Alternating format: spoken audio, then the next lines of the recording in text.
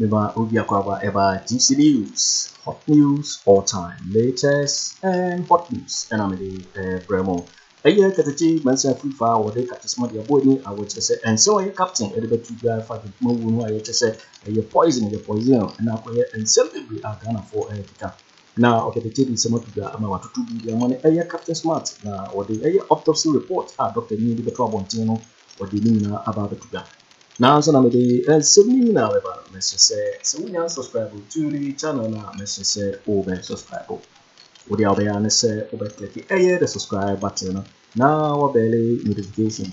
Yes, video for the there, so it's ever can be. After we are now, like video, my thumbs up, here's a thumbs up. Now, see, watch it, share my awful frost in the wash it, won't be echo. I see you call a year and see me. A no, a year who's a year, John Kumah, Deputy Finance Minister, or not from the year, MP4, a Jusso, a Hosam, a year, Papa, the tea, and say, with free more. Now, but a year, Papa, why a year, to last year, and I to say, what, that is shall see that a can't cross our the may end in the half of free hour free. Now, answer over free mono, a year, Captain Smart, and simply a two watch the say, my poison, and the Korean simply. It's anyway a betray money nama a month for a can say poison or your poison. Ya no na ye Okatakyie aba bontene ne kura na ba betu to be a man Captain Smart. I watch say Captain Smart to be a we guys say no one can quench Ghana for was it when you share where a barber shop and hope and Okaka na gentle no. I watch say a year doctor yes I autopsy report and what the some of the Ghana and poisoning any cool a year from Kumah and yet Okatakyie was to be money a year Captain Smart or what you say a serious country here Captain Smart should be behind bars to say and some Captain the car you know.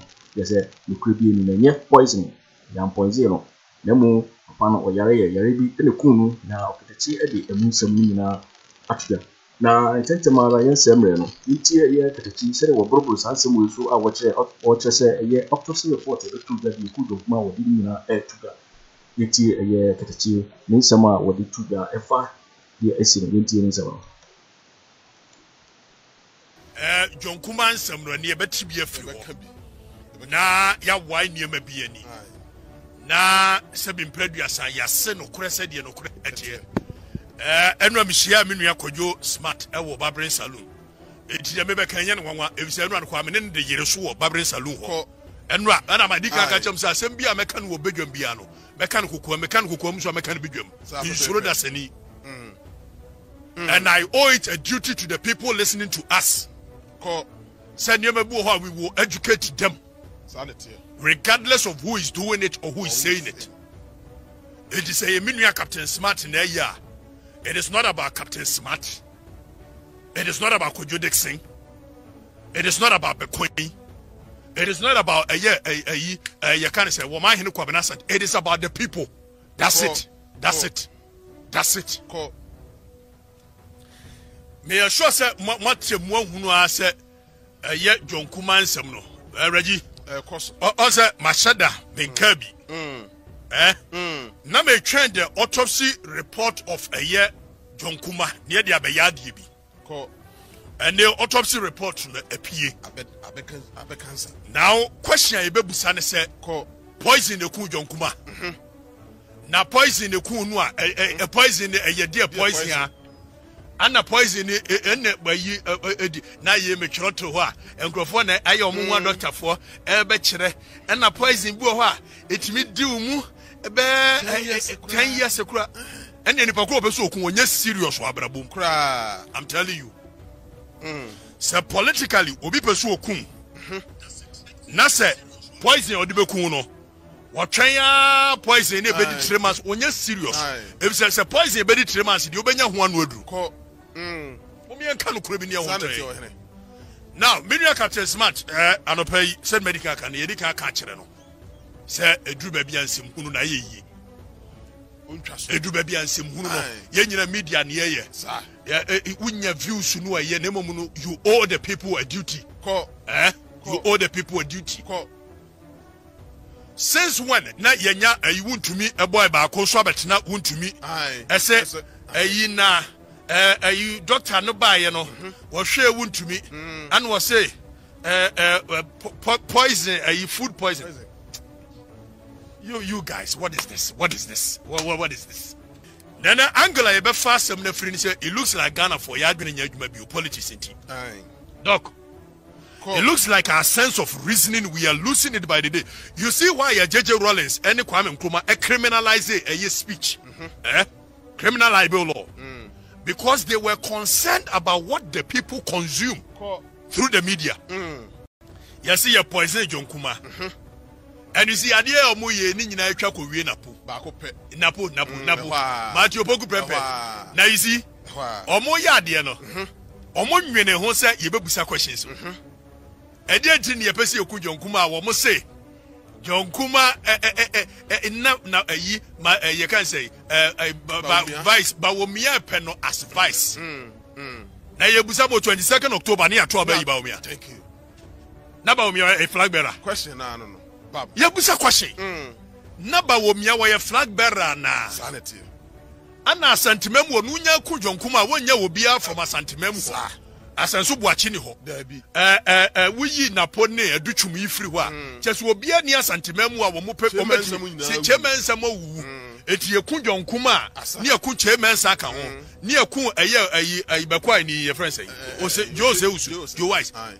What kind of infantile thinking is this?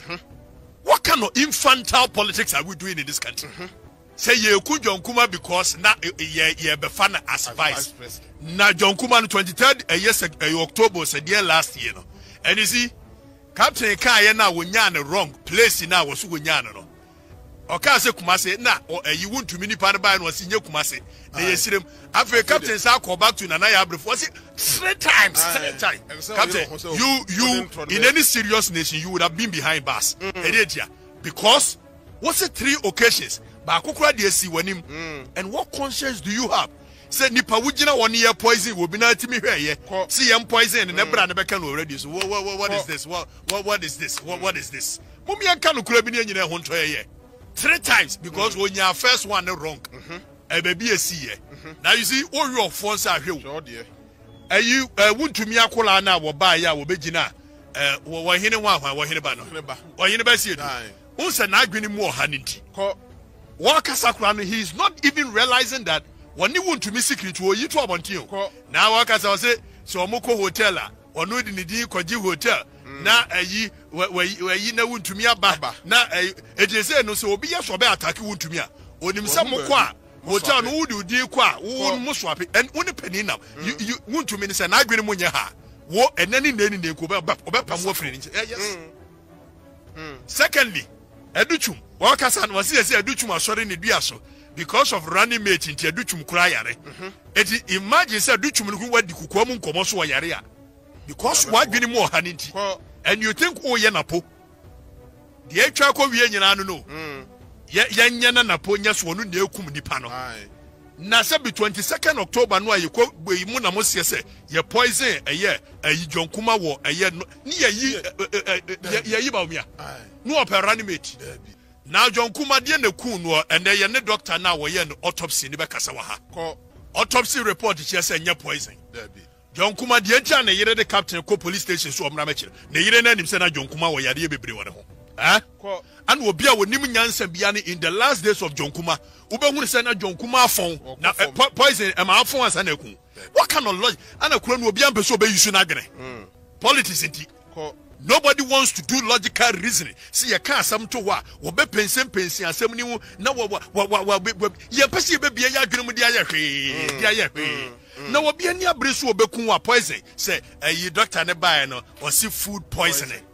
Na food poisoning me tie me ko mfantepem eda ye ma kwa free as ye dey ya han bass ya di ko kumase na ja ya tresim ye ko wasesa kwa akọji ye ni kakra ye ko twa tuspide de ni ade yesi ye ko ye wacha ye di no ye kotokoraba market ansa ne ye ko ye oasis ade che ye chese ye di nipa miensa me ne Phineas Banks ye di ekogu interbetter hospital ye boy ye nsho food poisoning da bia nipa nya bi food poisoning da bia nipa nya bi da bia etimako di aduane na food poisoning I confirm na ye ade bai because ye be see ye paint picture ne say senya mo kan sa de na mo pese mo pese vice na na pese oku wuntumi na sabi wagimi no a wo sa Asantema MPP niti wa adwene so obi pe wo obi anku obi anya ohwe wontumi ya to abawie ye 2020 na me ka cham sa kwa we wontumi nye chairman he does not fit for that position ade na wo ye ne say wo say MPP no Asantema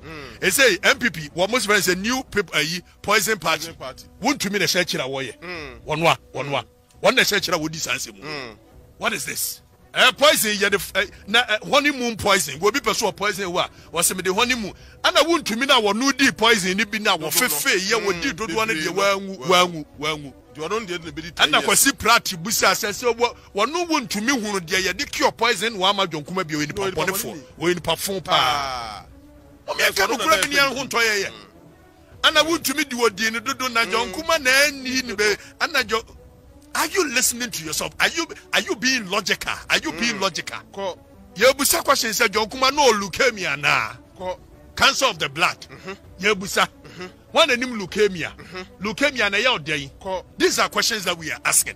Mami have some kwa did you kura ni mu na politics na John Kuma ko Germany na. No wa Germany a wo kwa ye treatment na. Wadi kan ye chemotherapy ba ko. And your cast one train.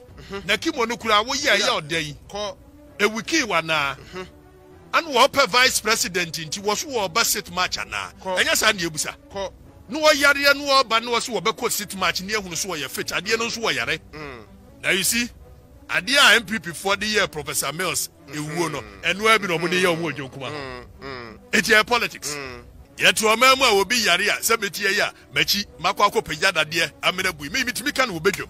And so before what has your bought the most ye day you, or be your official, no Yaria, no detected, no detected, no and I know Friday, a Women's Day, dear man, dear baby, and Mechia Miaka Krewan, I'm sending for you, Mechina Ba, a banty me to me, my major.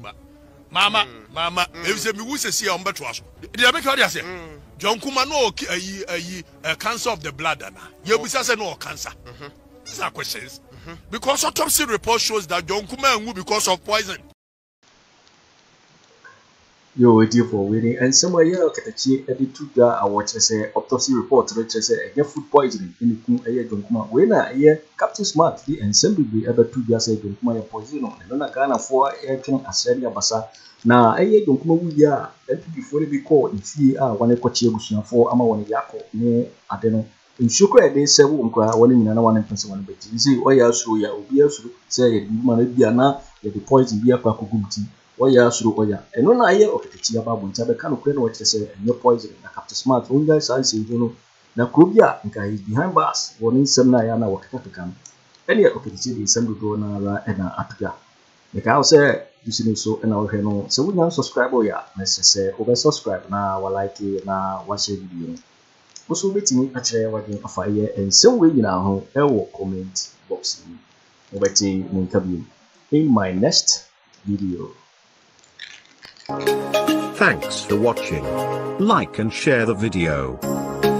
You can also drop your comment. Please don't forget to subscribe. Click on the bell to turn on the notification.